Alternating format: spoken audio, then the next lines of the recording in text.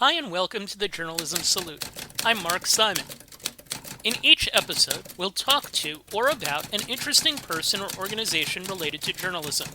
The intent is to show that journalists are not the enemy of the people. Thank you for listening. On this episode, we're joined by Grace Hamilton. Grace is an incoming freshman at Columbia University. She was the 2022-23 Journalism Education Association Student Journalist of the Year after completing her studies at the American School of London, a school that empowers students to thrive as lifelong learners and courageous global citizens by fostering intellect, creativity, inclusivity, and character. Hi, Grace. Hi, Mark. So fill in some blanks for me first. Where did you grow up? Just a little bit about your family as well, and how you ended up at ASL. So I grew up in San Francisco, California, and then when I was about 2 years old, we moved to Jackson Hole, Wyoming, where I lived for 3 years, and then we moved back to San Francisco, which is where I attended kindergarten, and then the subsequent years. And I moved to London when I was 12 years old, so I was an incoming seventh grader. And my mom at that time traveled to Europe a lot. She manages a company. So we decided it was a lot more practical for the family to be there. And that was meant to be a year, which has now turned into 6. Wow. All right. So what's your journalism origin story?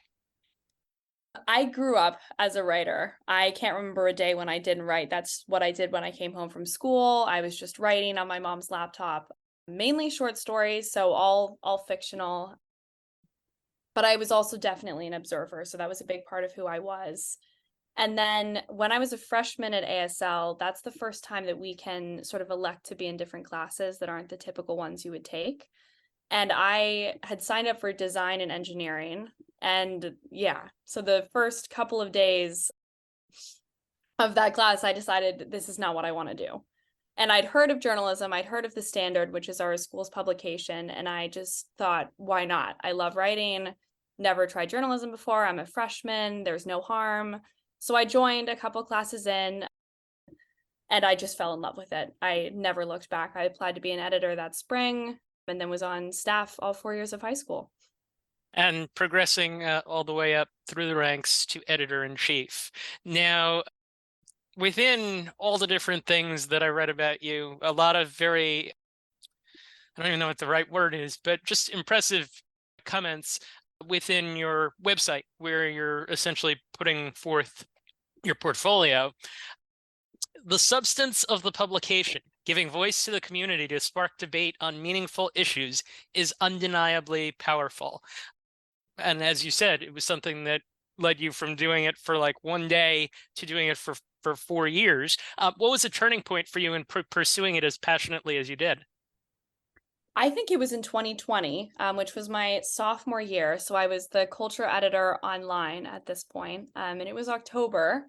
So it was the election time, and we were covering it as a staff. And there was a point when my editor-in-chief called me. It was a Saturday, and then I picked up and she said, "Hey, Grace, can you come in for layout for the special edition?" So I did, and I brought my camera and everything with me. And it was a couple other juniors, some senior editors, a lot of the managing team was there.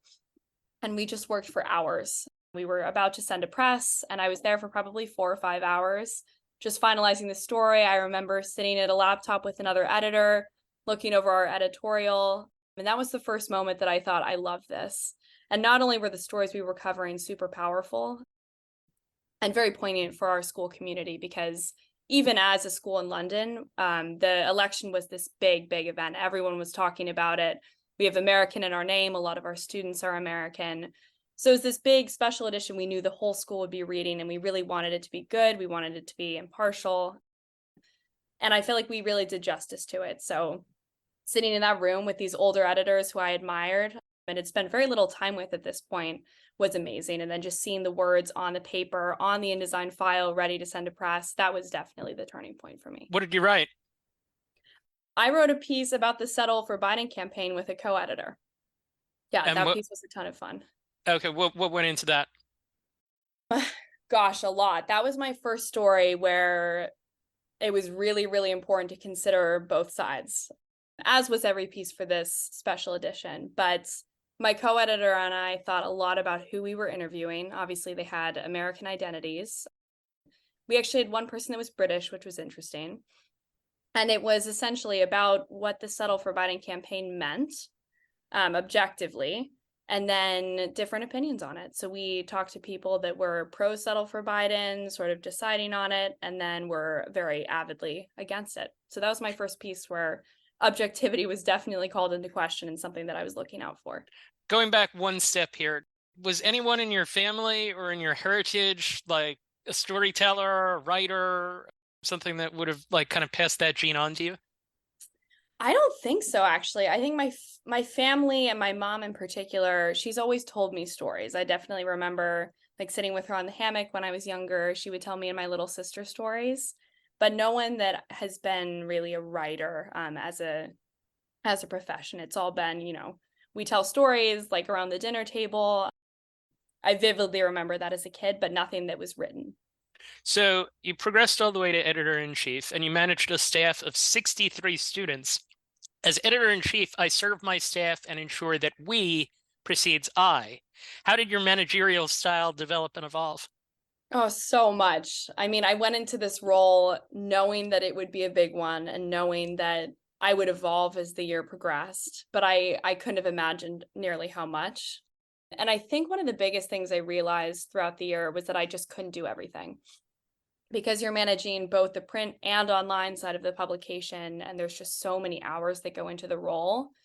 I realized that I have a team for a reason. So delegation was definitely something that I ended up leaning on a lot more. And then trusting my lead editors and section editors. We, as part of the standard, have this triangle set up. So we have lead editors on top, if you will, of the triangle. And then we have online and print section editors. And then as editor in chief, I had two deputy editors, one for print and one for online. So my role was really just to facilitate and have everyone learn in their role as much as they could. And then I was there for them to lean on, but really And emphasizing the importance of the team. how often does the paper come out? So online, we publish daily, 1, 2, sometimes 3 stories per day. And then our print publications come out once every 2 months. Okay, so the online aspect of this, like you're thinking about this like every day, Oh, intense. yeah. Oh, yeah. Okay. All day long, every day. Wow. Okay. And going to school, and it's high Yes. school. Yes. So, Yeah. all A right. lot to manage. So I'm going through your website, and the thing that jumped out to me the most was that you are a paragon of organization. And I say that as a high compliment. Color-coded spreadsheets, guidelines, how-tos, editing expectations, TikTok journalism guidelines, things you created, things you revised, things you worked on with groups. What are the lessons that you learned about organization, and do you have any advice for future organizers? There's so much for organization. I think as a leader, that's one of the most important things you'll learn to develop. I think the biggest thing I would say is making sure that everyone knows how the publication is organized, not just myself, because if just I knew how I wanted the spreadsheet to run or for the online story editing process to look like, that wouldn't be much use for the publication at large. So a big focus of mine was setting expectations very early on for my team and then enforcing them and saying, this is how we do things on the standard. This is how lead editors should approach this process. This is how section editors should, really doing that early on. And then I know everyone will say this, but time management is huge, especially taking on such a big role like editor in chief or deputy editor in chief, even in just a section editor. There's so much time that goes into that. And if you're able to really block out time that you're spending on certain articles or editing or writing and then prioritizing, that was a huge thing for me, just making sure that I knew what I was doing and when I was doing it. And then, knowing the organization and generally how it operates, that I think is the first step for any leader organizing. It's just to cater specific tools for their organization in particular. I think that if anyone goes to your website, and we'll have a link in the show notes, and looks through, they essentially have a template for themselves if they become an editor-in-chief, essentially regardless of where you go to school. I want to segue to writing and your signature piece in the 4 years that you were there. You did a 5,000-word essay about sexual harassment that you read 2 years ago as culture editor. You mentioned you had that position. It included 15 as told tos, a poll, art, creative photography, a word cloud, a flow chart for people on how to get help. It is incredibly comprehensive in just about every way that it can be. How did the idea to do this originate? So I was just reading The Guardian, as every journalist does, you look at the news. And there was this story that said that 97% of women in the UK in public areas had been sexually harassed. And at the time, this was sort of the solo article that had come out on this. But in London, and specifically at my school, it was a huge problem. Like, you just hear stories in the hallways, you hear stories in the wider London community. And I was like, this is something I have to write about. So I ended up finding my features editor the next day in Spanish class and saying, this is what I want to write. Can I write it? And she said yes. And then the next day I started. I brainstormed the different people I was going to interview. I brainstormed questions. So that's how it originated, was just reading an article and then feeling like it really resonated with me. And 5,000 words, were you expecting that at the time? No, not at all. I thought it would be a much smaller story than it ended up being. But I think after the first few interviews, that was when I said this can be something big, because people really opened up. And I thought it would be twice as powerful if I included all the multimedia I ended up using and talking to, 15 girls as opposed to the 5 that I had planned to. So it ended up turning into this much bigger thing that I had originally anticipated. One of the themes of the podcast is we've often asked the question, how do you get people to be comfortable in talking to you? And I'm curious how that applied here. Yeah, that's a tough question. And I think that's something that every journalist learns as they go. But in interviews, I always treat it as a conversation. I never want my interviewee to feel as if I'm just asking questions and they're meant to give curated, thought out answers. So I think, making them feel comfortable is a big thing, like sitting down, explaining exactly why you're writing the story, being very friendly and open. That's a big part of it. I also like to use a reporter's notebook as opposed to having my laptop out and, typing. I feel like that creates a barrier between you and your interviewee. And then I think just warming up with, I don't want to say easier questions to answer, but, questions that are a little bit less personal, or maybe they're more willing to talk about originally, and then sort of going more into depth, asking the questions that will get personal stories. Yeah, so just starting with the easier things and then building up to those harder questions and ultimately just treating it like a conversation. Did a lot of the people that you talked to know you beforehand, or at least know of you and what your role was? I would say so. We go to a relatively small school, but a lot of the people I interviewed did not know me well. So I had a few people that I had talked to quite a bit, and then there were the majority, I would say, didn't know me well at all. So this was just, they knew I was writing this article, they had said yes to the interview, and then in the interview ended up telling me a lot. So how long did the piece take to do? I'd say a month and a half total, and it was all I did every day. Wow. Okay. How Yeah, did you hours did and you hours. besides going to class? Yeah, besides going to class, and then my sexual harassment piece. That was my schedule. Gotcha. What was the reaction to it on campus? It was pretty big. It was definitely a heavy story, and people acknowledged that, and it was used in classes. So it was an article that a lot of English classes read, social studies classes, and then it prompted a lot of discussion. Like, there was this big conversation about sexual harassment in my school that I don't think anyone had ever seen before. And it was this very prevalent problem that I think everyone to a certain extent knew existed and knew impacted women in particular. But having a story that actually had names attached to stories and very personal anecdotes, that was something that definitely resonated. So it was pretty big. And I think the most powerful thing about journalism and telling difficult stories like that is that people listen and feel the issue on a much deeper level than they would otherwise, and actually talk about it with friends, classmates, teachers, whoever it may be. And with that, what was the follow-up to the story like? The follow-up to the story, it was actually pretty powerful because administration had conversations with me about what they could do differently. That was a big goal of mine with the story, was to shed light on these different experiences, especially within the school, that had happened, and have administration and the safeguarding team that we have look into why the environment of the school had become this place where those things could happen, and how to better support the people who'd experienced that. So I was part of a lot of conversations about that. I have a very good relationship now with the safeguarding lead who is helping spearhead that project.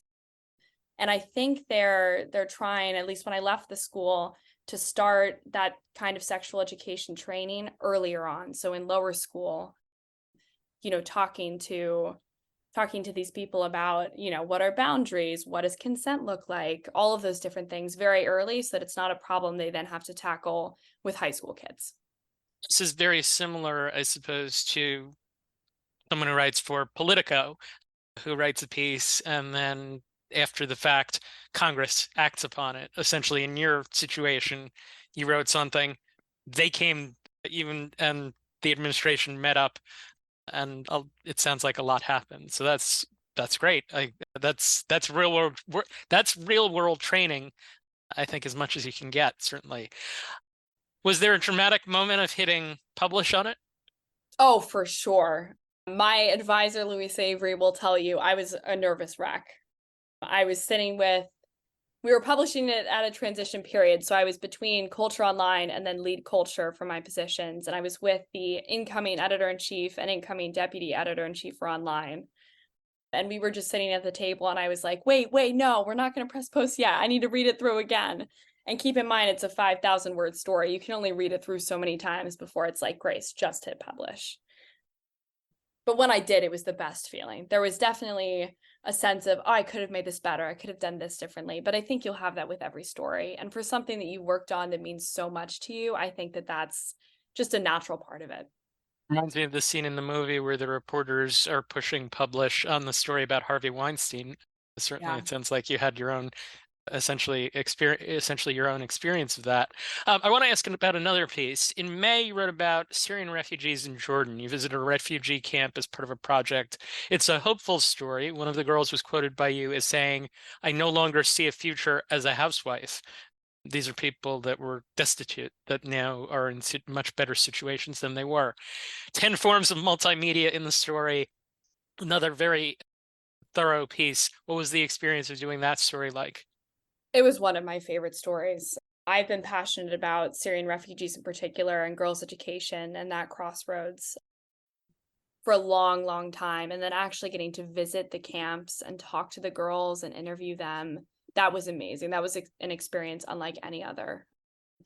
But that said, it was really difficult to put together because I felt like I had to do justice to these stories that they were sharing with me. And this was my chance to bring these stories back to my London community and, bring awareness to this massive, massive issue. Multimedia was a really powerful way, both in sexual harassment and then with this refugee story, to bring the story to life in a way that wasn't possible with words. So, having the maps, having the in her words, again, for both of those pieces, I feel like that added element was really, really powerful in conveying as much of a full-rounded story as possible. How did that piece impact you personally? Oh, that's a tough question. And in so many ways, I think it was one thing to be sitting with these different girls who were my age and just as talented, just as smart, just as funny as me and all of my peers, and they were just born into completely different circumstances. So I just think talent is equally distributed and opportunity is not. And that piece was my first, like, this is a real thing. So I think sitting down with the girls and interviewing them, that was incredible. And that just made me realize that privilege is a really important thing and you need to use it well. So that's definitely a big part of it. And then sitting down and taking the interviews that I'd had and then putting a piece together, that was pretty difficult because I felt like there was so much in each of these interviews. They had so much to say. And creating this comprehensive, relatively short story from those very long interviews was difficult, but really, really amazing to see the final product, both in print and then eventually online. I was going to say that as myself, as an empathetic person, that it would be hard to do the stories that you've done, the sexual harassment story and a story about Syrian refugees, without it having it, impact you pretty significantly. And I think there's a lot of pressure to do something like that, right? I'm sure self-imposed kind of pressure. How do you, another theme of the podcast has been the question, how do you manage your mental health to make sure that you're good with that? That's a great question. And that's such an important one as a journalist, because I think both in telling the story, like telling difficult stories, and then also just managing a team, I think both of those things come with a lot of potential burnout, mental health challenges. So I think personally, balance was a big thing, just setting boundaries for myself. Again, time management, figuring out what I was doing when. There were times when both my deputy editor in chief and I would say, hey, I really can't do this tonight. I have X going on, and vice versa. That was a really important thing to have, just to say, this is my boundary. I need to respect that I have balance in my life. Journalism is not everything. I also need to get into college and not fail my classes. So there's just a lot that goes into really wanting to be a journalist and do justice to these amazing stories, but at the same time recognizing that you have other needs and other people in your life that you need to pay attention to. And you do have another aspect too. You sail, right? Yes, yes, I do. Yep. Does that help? Oh, for sure. For sure. There's so many things that I do, like even just creatively writing. That was a big one for me. When I wasn't working on journalism or doing class related stuff, I was more often than not writing or reading. I like to go out for walks or on runs. So getting outside was a big part of it, but just finding those other things in your life that aren't related whatsoever that just help you, clear your mind and just get out of that headspace. What what's an example of a lighter story that you either did or oversaw in your 4 years? And when I say lighter, I'm thinking the stories that you've written are ones, as I said, that you could see in Politico or any number of really prominent places. What's an example of something that was more, I guess, high schoolish, fun, kind of something that you enjoyed doing? So one that I wrote for April Fool's Day actually was called Top 5 Ways to Procrastinate.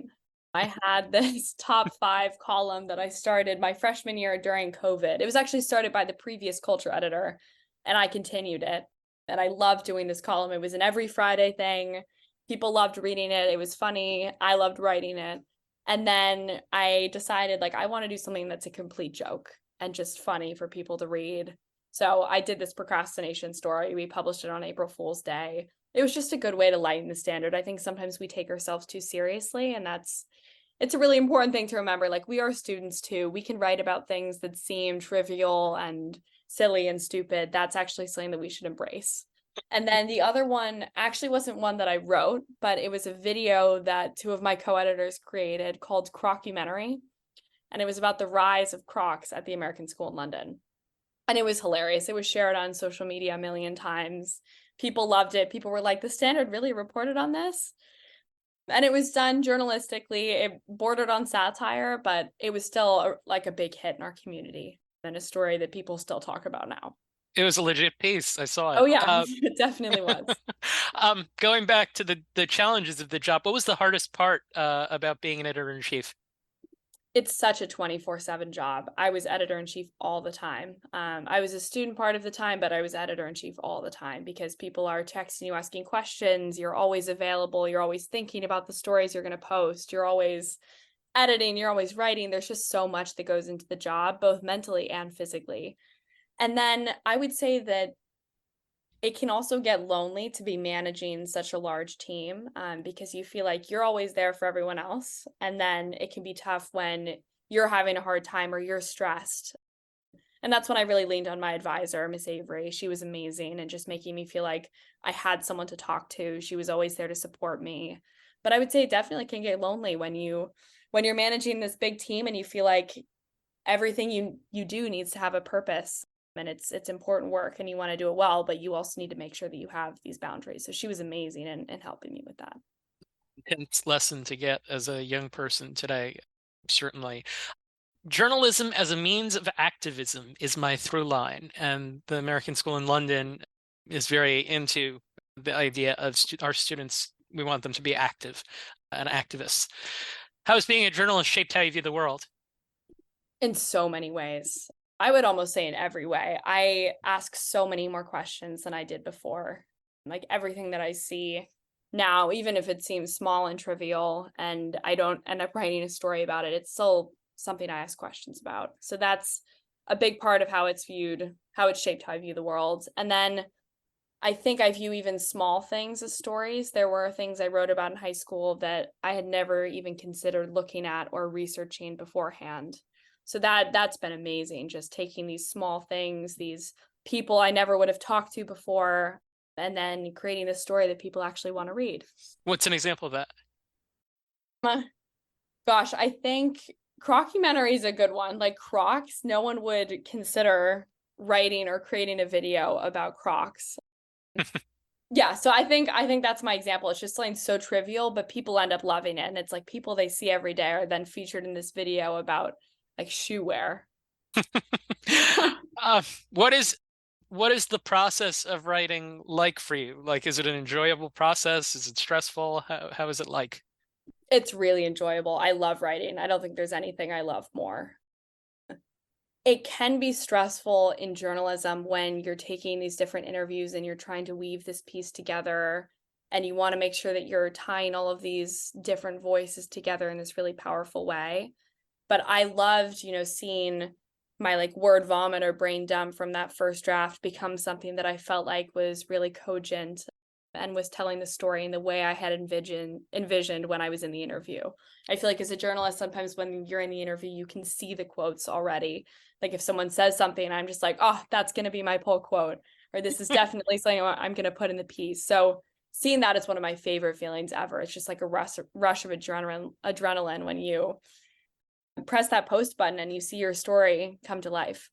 That is true for, I think, any type of journalist. I am nodding my head. People can't see it, but I am nodding my head as you bring that up. All right, so you're a young woman headed to Columbia, headed to what seems like a very promising future in the industry. We have interviewed probably somewhere in the neighborhood of about 80 female journalists over the course of the last 2.5 years. And it seems like there are a lot of promising opportunities for women in the field these days. What is your level of optimism about the future and its place for you?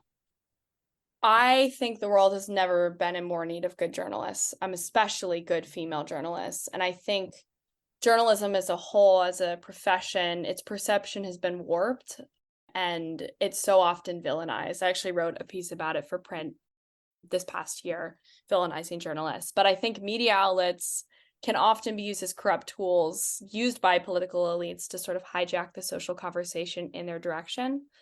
That said, I am optimistic about the future of journalism and particularly my role on it. I think stories will always have an impact, even if it's negative.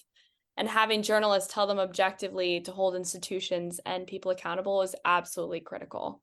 And it'll be one of our most powerful weapons in the coming years when climate change and political polarization, entrenched injustice, and all these other things we're facing sort of come to the crossroads. I think journalism will be the thing that pushes action in the direction it needs to go. And what kind of journalist do you aspire to be? I aspire to be a journalist that tells stories others are unwilling or hesitant to tell, and ultimately amplifying underrepresented voices. I think, especially as a woman, that is one of my utmost goals, is telling difficult stories and embracing controversy.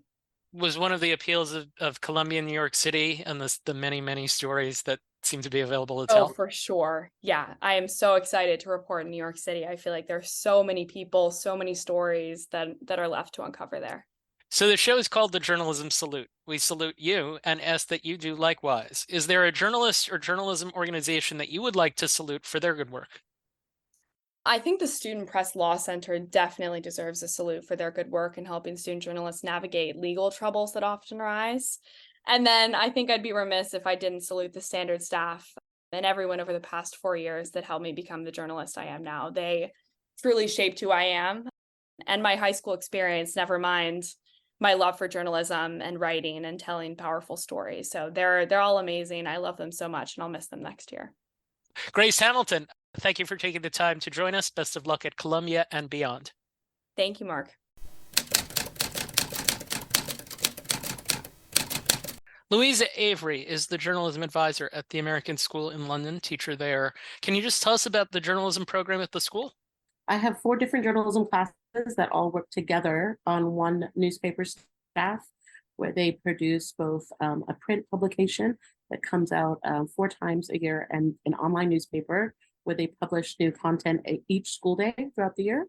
So all 4 classes, like I said, collaborate. So they do a lot of communication outside of class since they're not together.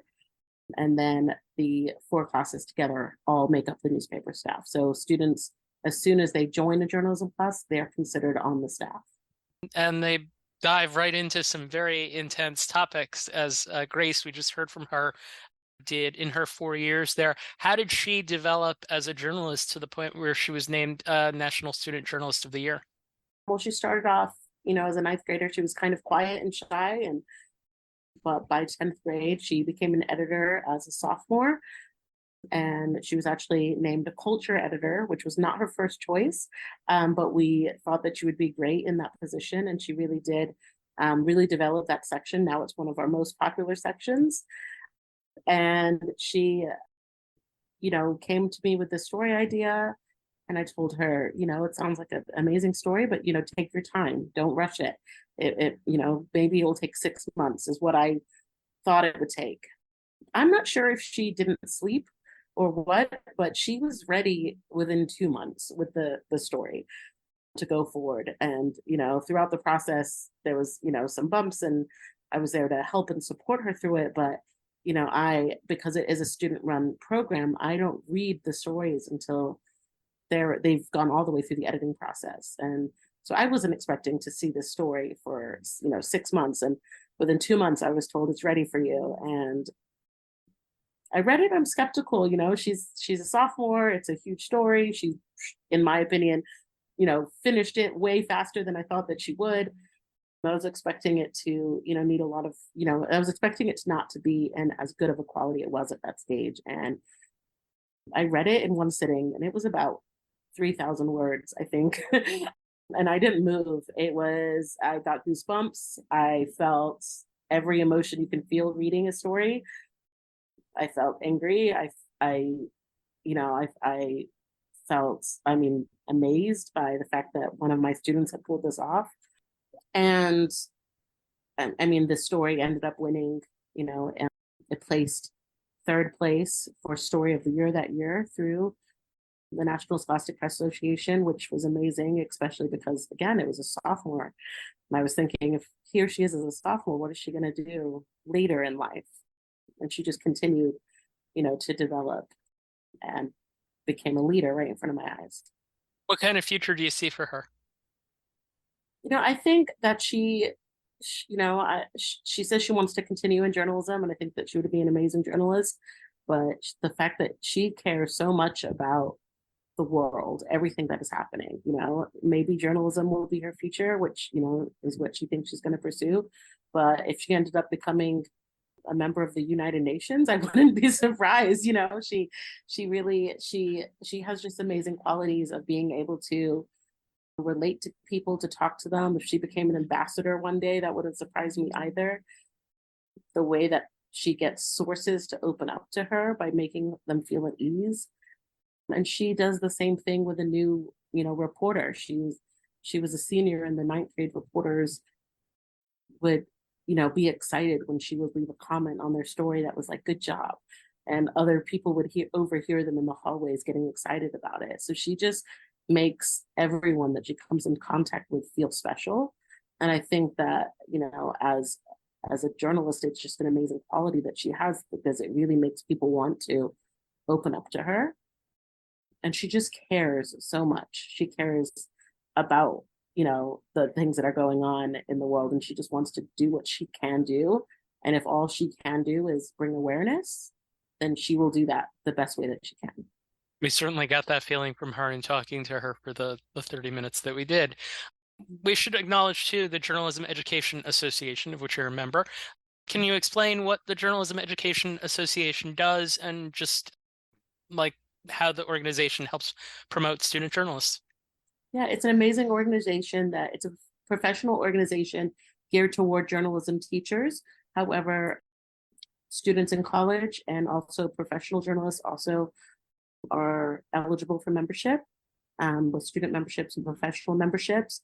It has so many benefits for educators, including an entire curriculum that is unmatched.